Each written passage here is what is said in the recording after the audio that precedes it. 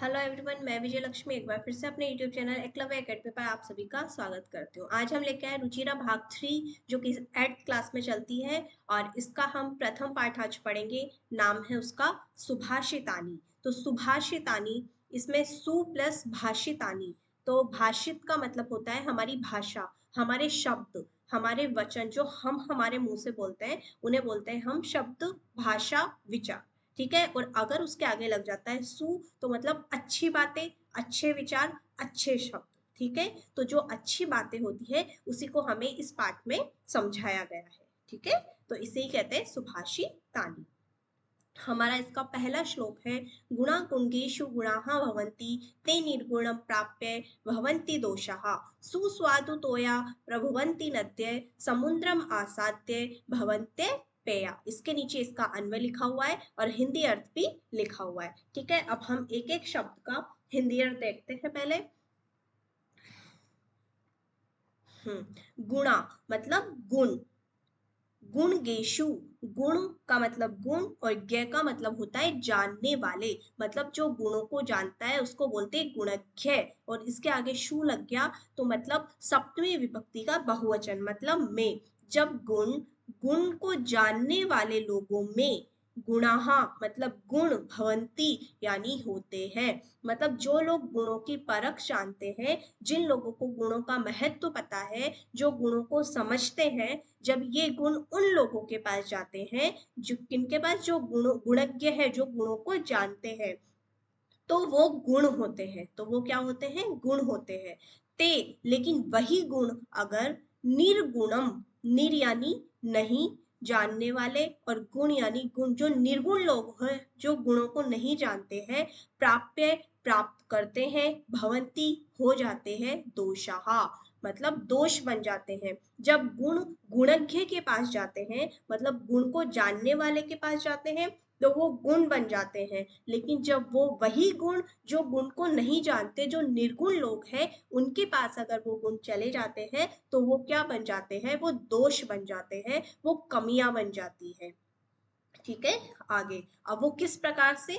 जैसे सु यानी अच्छा, स्वाद यानी अच्छे स्वाद वाली, तोया यानी जल, अच्छे स्वाद वाला जल, प्रभुवंती यानी बहती है, नद्य यानी नदियां, जो नदियां बहती है उनका पानी कैसा होता है? सुस्वादु तोया मतलब अच्छे स्वाद वाला मीठा पानी होता है। किसका? नदियों का, जब वो बहती रहती है।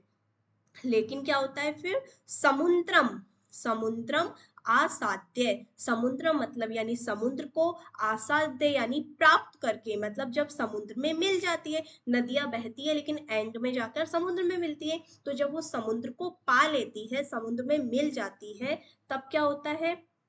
भवंती हो जाती है, अपेया, ए यानी नहीं, पेया यानी अपेय, मतलब जो पीने योग्य नहीं होता उसका जल ऐसा हो जाता है, मतलब वो भी खारा हो जाता है। तो इस श्लोक में हमें समझाया गया है कि अगर गुण गुणी लोगों के पास जाते हैं, जिनको उनकी परख होती है, उन गुणज्ञ के पास जाते हैं तो वो गुण हो जाते हैं। लेकिन अगर वही गुण निर्गुण व्यक्तियों के पास चले जाए तो वो गुण गुण नहीं रहते, वो दोष बन जाते हैं।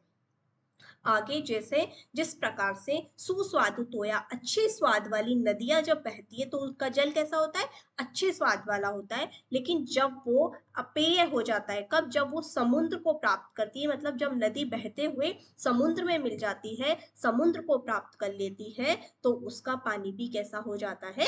समुद्र जैसा खारा हो जाता है, अपेय हो जाता है, जिसे हम पी नहीं सकते, पीने योग्य नहीं रहता।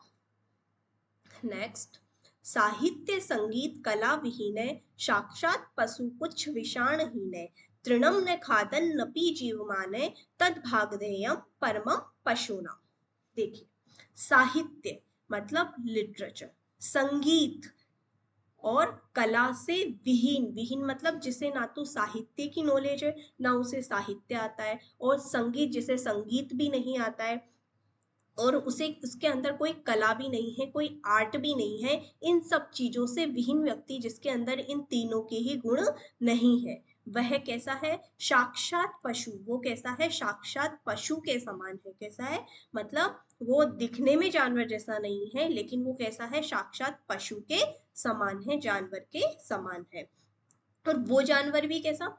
पुच्छ विषाणहीन। पुच्छ का मतलब होती है पूछ, विषाण का मतलब होता है सींग। मतलब वो जो पुरुष है, जो व्यक्ति है, जिसको ना साहित्य का नॉलेज है, ना उसको संगीत के बारे में पता है, ना उसे कोई कला आती है, जिसमें इन तीनों के ही कोई गुण नहीं है, वो एक साक्षात पशु है। बस माना कि उसके पुच्छ और विषाण नहीं है, मतलब बिना पूछ और बिना सींग वाले पशु के समान है। तृणम यानी घास, नय यानी नहीं, खादन्नपि खाते हुए भी, जीव माने और वो बिना घास खाए भी जीवित है। तद यह बात, क्योंकि मनुष्य घास नहीं खाता है ना, लेकिन है वो, अगर उसके अंदर साहित्य संगीत और कला नहीं है तो वो पशु के समान ही है। लेकिन वो घास नहीं खाता, घास खाते हुए ना खाते हुए भी जीवित है। तद यानी यह बात, भागधेयम परमम पशुनाम, ये पशुओं के लिए एक बड़े भाग्य की बात है। वरना अगर वो घास भी खाने लग जाता तो पशुओं के लिए तो वो भी नहीं बचती। इसलिए है तो वो मनुष्य जिसमें साहित्य संगीत कला नहीं है, वो भी पशुओं के समान है। माना कि उसके पूंछ और सींग नहीं है और वो घास भी नहीं खाता, तो वो घास नहीं खाता, तो ये बात तो पशुओं के लिए भाग्य की बात है। ठीक है, नेक्स्ट। लुब्धस्य नश्यति यशः पिशुनस्य मैत्री नष्ट क्रियस्य कुलम अर्थपरस्य धर्मः विद्याफलं व्यसनिने कृपणस्य सौख्यम राज्यम प्रमथ सचिवस्य नराधिपस्य। लुब्धस्य नश्यति यशः। लुब्ध का मतलब होता है लालची व्यक्ति। जो लालची व्यक्ति होते हैं उनकी नश्यति यानी नाश हो जाता है, विनाश हो जाता है। किसका? यश का। मतलब लालची लोगों के यश का नाश हो जाता है, समाप्त हो जाता है। और पिशुनस्य मतलब जो चुगलखोर व्यक्ति होते हैं, जो इधर की बात उधर बताते हैं, उन्हें बोलते हैं पिशुन। तो उन पिशुनस्य मैत्री, उनकी मित्रता खत्म हो जाती है। जो चुगली करने वाले व्यक्ति होते हैं उनकी मित्रता खत्म हो जाती है। नष्ट क्रियस्य कुलम, और नष्ट यानी नष्ट हो जाता है। अक्रियस्य, जो कोई कार्य नहीं करते, उनका कुल समाप्त हो जाता है। मतलब अक्रिय व्यक्ति का कुल समाप्त हो जाता है। और अर्थ परस्य, अर्थ का मतलब जो धन में, परस्य यानी ध्यान देते हैं, उनका धर्म समाप्त हो जाता है। तो जो लालची है उनका नाश हो जाता है, किसका? यश का। और जो चुगलखोर व्यक्ति होते हैं उनकी मित्रता समाप्त हो जाती है, उनसे कोई मित्रता नहीं करते। तथा नष्ट क्रियस्य कुलम, और जो कोई कार्य नहीं करते उनके कुल का विनाश हो जाता है। अर्थ परस्य धर्म, और जो सिर्फ धन में, पैसा कमाने में ही ध्यान देते हैं, उनके धर्म का विनाश हो जाता है, उनका कोई धर्म नहीं बचता। विद्या फलम व्यसनीन है, और जो व्यसनीन होते हैं, जो आलसी व्यक्ति होते हैं, उन्हें विद्या का किसी भी प्रकार से फल प्राप्त नहीं होता है। आलसी व्यक्तियों के विद्या का नाश हो जाता है, उन्हें विद्या का किसी भी प्रकार से फल प्राप्त नहीं होता। और कृपणस्य सौख्यम राज्यम प्रमथ सचिवस्य नराधिपस्य, और नर अधिपस्य मतलब नर यानी मनुष्य, अधिप यानी राजा, जो लोगों के राजा है, उनके सचिव का अगर आलसी सचिव होता है तो उसके राज्य का नाश हो जाता है। और कृपणस्य मतलब जो कंजूस व्यक्ति होता है, सौख्यम राज्यम, उसके भी राज्य का, उसके सुख का समाप्त हो जाता है। नेक्स्ट। पीत्वा रसं तु कटुकं मधुरं समानं माधुर्यमेव जन्येन मधुमक्षिकासु। एक सेकंड। मक्षिकासो अन्तस्तथैव संसज्जन् दुर्जनानां श्रुत्वा वचः मधुर सुक्त रसम सृजन्ति। पीत्वा यानी पीकर, रसम यानी रस, तु तो, कटुकम मतलब कड़वा, मधुरम मतलब मीठा, समानम यानी समान, माधुर्यम एवं माधुरता ही, जन्येत मतलब उत्पन्न करते हैं। कौन? मधुमक्षिकासो, जो मधुमक्खी होती है वो पीकर रस, कड़वा वो कड़वा रस पीकर भी मधुर के समान मतलब मीठा मीठे के समान माधुर्य मधुरता को ही उत्पन्न करती है। चाहे मधुमक्खी जो मधुमक्खी होती है वो पेड़ों से कड़वा रस पिए, फूलों से कड़वा रस पिए, लेकिन वो जो उत्पन्न करती है, जो शहद बनाती है, वो मीठा शहद ही बनाती है। संत संत यानी संत, तथैव यानी उसी प्रकार जो संत होते हैं, सम सज्जन दुर्जना नाम, सज्जन और दुर्जनों को सम यानी समान रूप से, श्रुत्वा यानी सुनकर, वचह यानी बोलते हैं, मधुर सुक्त रसम मतलब मीठे वाक्य रूपी रस ही सृजनते यानी उत्पन्न करते हैं। जिस प्रकार मधुमक्खी कड़वा और मीठा समान रूप से रस पीकर, कहीं से कड़वा कहीं से मीठा किसी भी प्रकार का रस पीकर जो उत्पन्न करती है, वो मधुर रस ही उत्पन्न करती है। उसी प्रकार जो संत होते हैं वो सज्जन और दुर्जन लोगों को दोनों को समान रूप से सुनकर जो वचन की रचना करते हैं, जो शब्दों की रचना करते हैं, वो मधुर सुक्त ही होते हैं, मतलब मीठे वाक्य रूपी रस ही उत्पन्न करते हैं। नेक्स्ट, विहाय पौरुषम यो हि देवमेवावलंबते प्रासाद सिंहवत् तस्य मूर्धनि तिष्ठन्ति वायसा।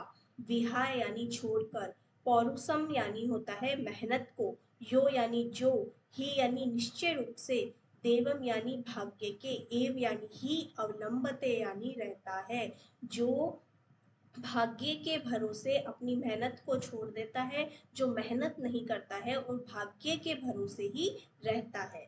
प्रासाद सिंहवत, प्रासाद यानी महल में, सिंहवत यानी शेर के समान, तस्य यानी उसकी, मूर्धन यानी मूर्धा पर, तिष्ठन्ति यानी बैठते हैं, वायसा यानी कोए। और वो जो व्यक्ति मेहनत को छोड़कर भाग्य के भरोसे रहता है, वो कैसा होता है, जैसे एक महल के वहां पर शेर बैठा हुआ है, महल में शेर बैठा हुआ है, लेकिन उसके सिर पर कोए बैठे हुए हैं, मतलब वो उन कोओं को भी उड़ा नहीं पा रहा है। तो वो इस प्रकार होता है कि उस शेर के सिर पे भी कोए बैठे हुए हैं, इस प्रकार का वो व्यक्ति बन जाता है।